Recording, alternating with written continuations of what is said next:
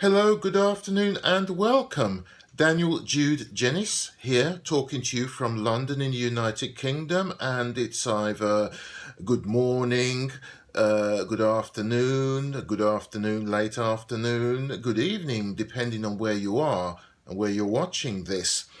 Now, what I would like to talk about today and share with you is my approach to the current pandemic. Is it COVID 19, or as I know it more as the coronavirus?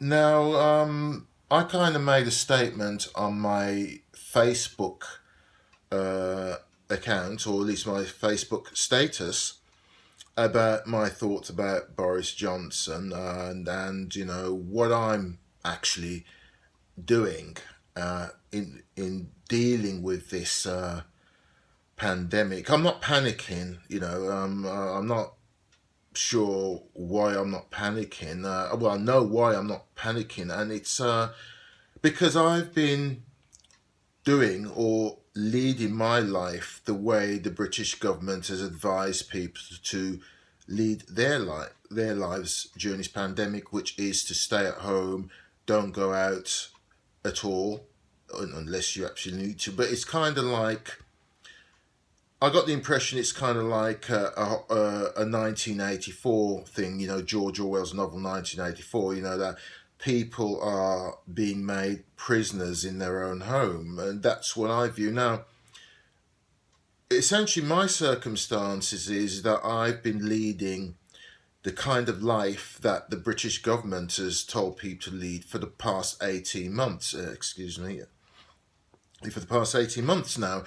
And because I freelance, uh, work has been very thin on the ground. Apart from my acting career, I do a lot of contract work, which is in business administration, business support, do a bit of consultancy work. And most of my work was with the UK government departments. And when Brexit occurred, our exits from the EU, that 52% of the people who actually voted to leave, when in actual fact the vote overall, the British population is 26%. But I'm not going to kind of get into the pros and cons of Brexit. But essentially, my livelihood, a major source of income, disappeared because of that Brexit situation and the stagnation of the government and the previous parliament. That's changed now. We have a government with a huge majority. But that aside, I had to adapt my circumstances. I wasn't claiming welfare or any kind of state benefits, and I'm still not. I just simply lived off my savings, had some support from family. But I got to a point where I only went out, left my apartment when I really needed to. Excuse me. This may be to run errands, do shopping, pay bills, etc., go to the bank, whatever. Apart from that, it would be going to auditions and castings, or if a contract came up, I would go for an interview. Now, what happened yesterday, I had an interview for a therapist role, and that was in northwest London. So I had to get is a two train underground train ride there. The appointment was for 1 o'clock because I booked it online. I made sure that I wanted to travel at a certain time when there was many people. My local underground station was empty. There's always somebody coming through Old Street's underground station. There's nobody there. I mean, I knew one of the staff that worked there, and she was on duty, and she said there was nobody. I went down, got the train. There are people on it, but not a mass of people. Got to King's Cross Station, and then got a train to Park Royal, which is the Piccadilly line from King's Cross Station, and there was hardly anybody on the train. I mean, as it goes through central London, people come on, but it wasn't a mass of people, and the journey was pretty much the same way, although there were slightly greater numbers, but not the kind of numbers that you would expect. So I kind of did that journey back and forth yesterday. Got back home by about 3:30, and I'm not carrying any symptoms. I'm not on my last legs. I'm not going to leave this mortal coil. The same thing could be said for last week. I think it was Wednesday. Wednesday. I had an interview at the Department for Digital Culture, Media and Sport, and that was at 4 p.m., which to me is a bit dicey, but that was the appointment for the interview. I was there for about an hour, and I got caught up in rush hour traffic. Yeah, there were volumes of people, and yeah, there were volumes of people on that particular day, but not enough to kind of feel like a sardine. But I got off at the Old Street station, came out. There's people coming in, going out. Massive. But if you've ever seen Old Street Tube Station during rush hour in the morning, and certainly in the evening, you'd be amazed. I mean, if you've got a phobia about people, do not go through Old Street Tube Station during rush hour because you're just going to go into shock. You really are. So the point I'm kind of get on about was that I made a statement on my Facebook status about what I've told you, and that I don't really need any advice from Prime Minister Boris Johnson.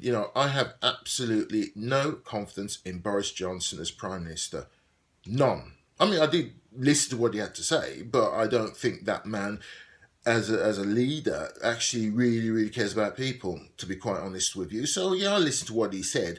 But the key thing here is that I've been doing everything that he advised and experts advised for the past 18 months. And I said this in my Facebook status, and it kind of it brought out criticism. I mean, obviously, it's obviously, people from your friendship list. And I don't have a problem with that. I always welcome criticism, but I just felt the feedback, while it is gratefully received and acknowledged, I don't think people were really feeling me on what I was saying. So I had to kind of make additional statements. I responded to everybody who came back and explained my situation, and explained that for the past 18 months, I've been leading a life where I'm nearly always at home in the apartment unless I have to go out. And I've explained to you earlier that would be for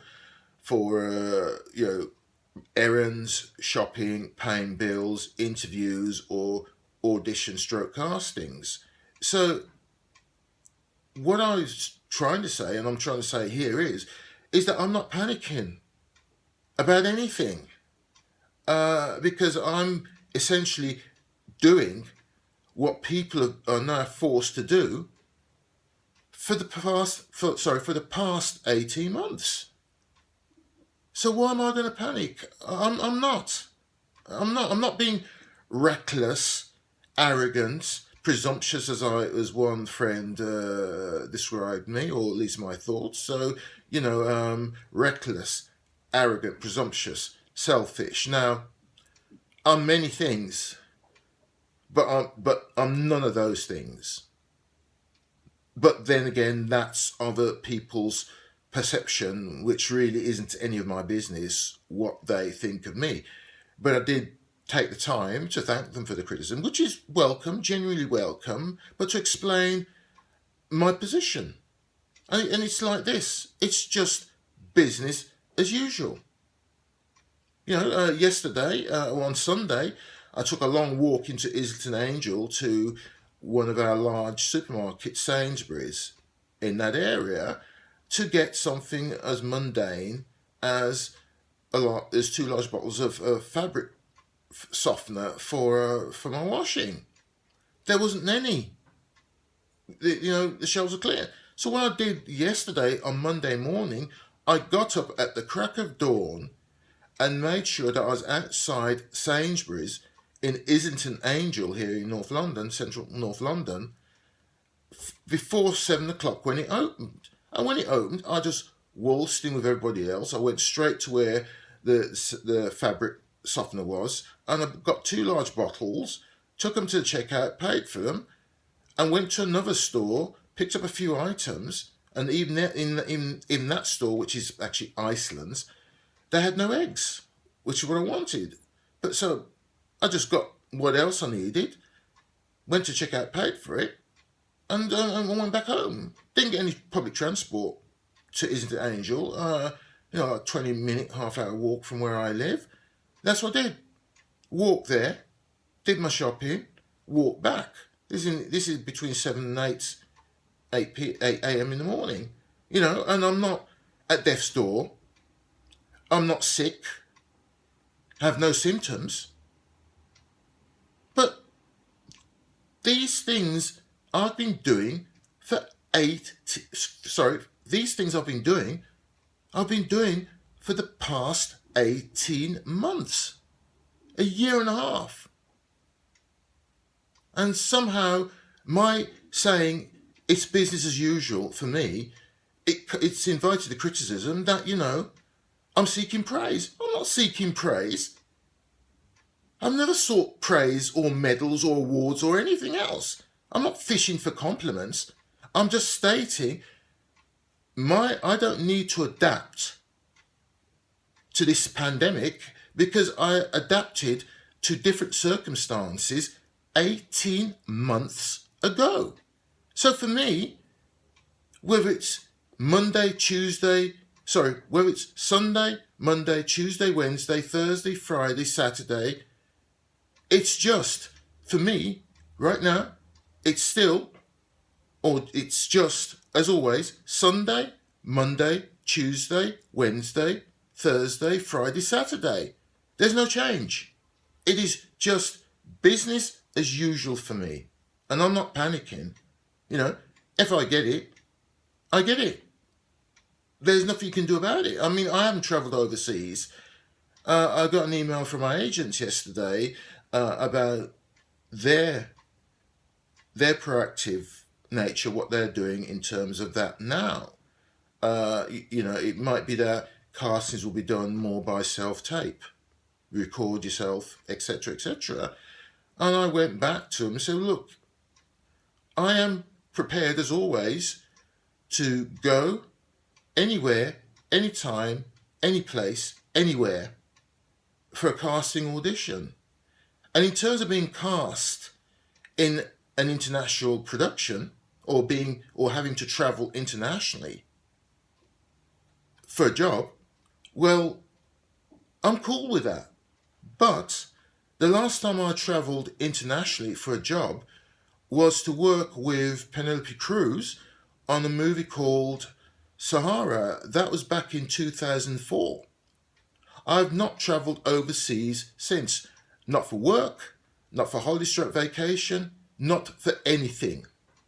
And I said to my agent, I would love to, but based on past experience, that's not likely to happen. Well, at least not yet. And as long as this pandemic's around, it's not going to happen.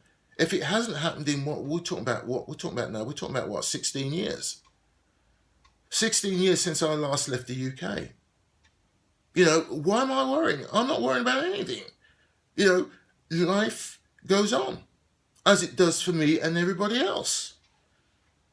I mean, I'm not being made to live a life or to live in a prison because of the pandemic. I've been doing that for the past 18 months, but people just don't get it. And that's not on me. It really isn't. I mean, what people think of me really isn't any of my business. I get up in the morning, I go through the motions, wash, stroke, shower, shave, get dressed. And while I'm doing that, I occasionally have to look in the mirror. Now, I'm happy with what comes back at me, what is reflected. Nobody has my face. Nobody has to live with my face. Nobody lives my life. So, if people want to think that I'm being reckless, arrogant, presumptuous, selfish, then that's fine. That's their view. It's got nothing to do with me. It's not on me. If that's their perception, then fine. Fine, I mean, nobody lives my life. Nobody walks in my shoes. And if people had to walk 5 minutes in my shoes, they would not last 5 minutes. That's how tough life is and has been for most of my life, but especially so for the past 18 months. And that's why I keep on banging on about my situation being the way it is for the past 18 months, because it is. I mean, I went out to the shops now, to my local store, one of my local stores, and there's not a mass of people about, but there's plenty of people shopping. There's people walking around. The school just across the road from me is open. I hear kids playing, shouting, screaming, as kids do. There's a hospital opposite me. There's people going in there and coming out there. A family friend was there yesterday and came to see us. And life around where I am in London EC1, the Old Street area, it's still business as usual. Okay, you're not seeing masses of people going in, but look, I'm not traveling at prime time rush hour, so I don't really know who's coming through that station. I know normally there's masses of people, during rush hour in the mornings, and worse at 5 o'clock, between 5 o'clock and 6, maybe 6:30, massive people there. But I don't know what's going on. I mean, I'm just doing what I'm doing, so I'm just cool. But that's something I wanted to share with you guys and gals today. So think about what I've said. Please give some feedback. All feedback, criticisms welcome. I mean, structured criticism. Bloody mindedness is something that I don't do and I don't like. Structured criticism is always fine. So I'm cool with that. So if you watch that, because I'm looking at it now, it's over 17 minutes long. This is the longest entry I've ever done. But if you endure and you watch it right the way through, just say hi and tell me what you think. Okay? So, as always, be good to yourself, be good to each other, and more importantly, be safe. Yeah?